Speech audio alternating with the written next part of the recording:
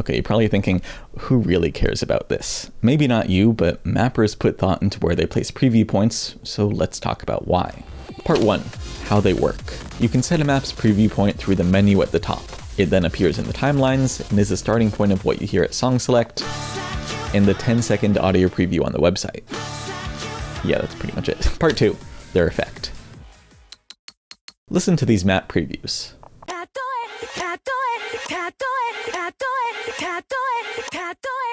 If you hear something enough, it's gonna leave an impression. People in 2015 heard Tatoe while scrolling through maps all the time, so those same people started repeating Tatoe everywhere until it became a meme. Eventually leading to stuff like this extremely popular map, combining Miro's Tatoe with another popular song that had Tatoe in its preview. This preview point was even popular enough to influence marketing by the song's creators. We are far away, but we really And I guess it kind of worked. I remembered it at least. Anyway, preview points clearly affect OSU players, and so mappers use that to express things about their maps. Part 3. The expectation. So why do most of these Miro maps start with Tatoe anyway? Like, yeah, it's a meme, but I think there's more to it. There aren't any rules in the ranking criteria about where preview points need to be, but the mapping community very early on developed a best practice for placing preview points. First, preview points go at the start of the chorus because it's the most exciting and recognizable part of the music. The goal of the preview point is to obviously preview a song, so people choose a part of the song that best represents it. Second, if a song has leading notes before the chorus, the preview point is often set accordingly. So in this case, these standalone vocals lead into the chorus, resulting in an earlier preview point. And third, the preview point is shifted slightly earlier than whatever point a mapper actually wants it to start at. That means if a mapper wants a preview to start here, they'll move it around here. This accounts for the fade-in you'll hear at song select, since the first note would be barely cut off otherwise.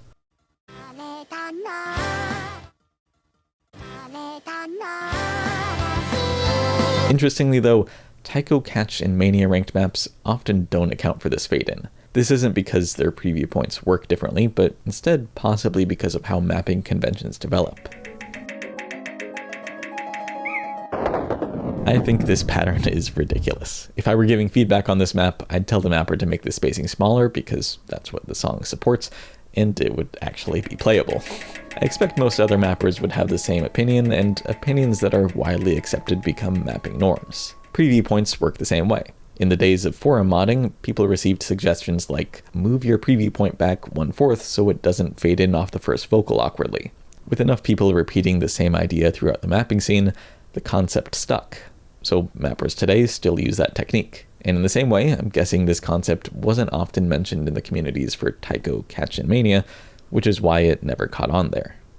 Slightly related, I'm guessing community feedback is also why there's this trend of preview points differing between TV size maps and full-length versions. For context, most TV size maps have only one chorus, so the preview point is usually there, while full versions often have like 2 or 3 choruses with different lyrics. So the preview points on those sets are usually unique sections. This concept was encouraged by modders back in the day and is now normalized. Part 4. Breaking the expectation. So okay, mappers learn conventional mapping techniques from the community.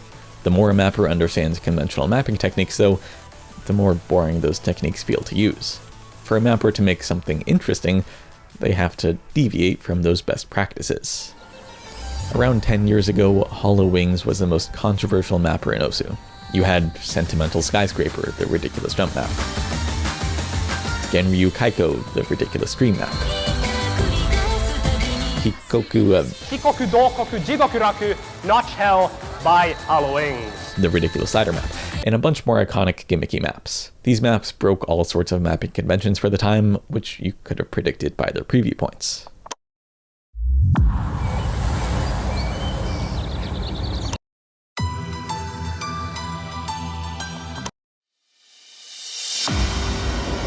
Each of these have preview points set at the beginnings of the songs, disregarding the best practices we talked about earlier. Meanwhile, more normal maps of these songs have normal preview points.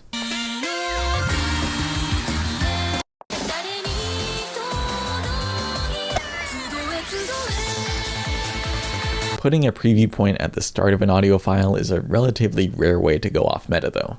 What's more common, while still defying best practices, is a situation like this, where a preview point is placed at the start of a slow, chill section. Then you play the map and it's not so chill. Just like earlier, it seems that unconventional maps are more likely to use this kind of misleading preview than by-the-books maps. I'll show a few more examples here.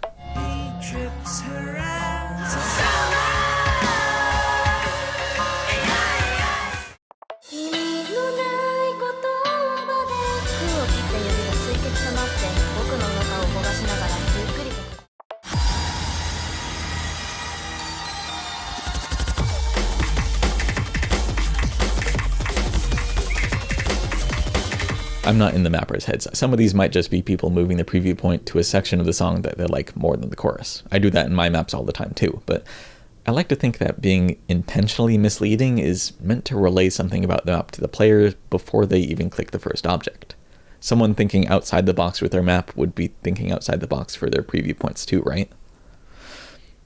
Preview points don't need to be misleading to be considered unconventional though. In this crowd of chorus-focused preview points is this one.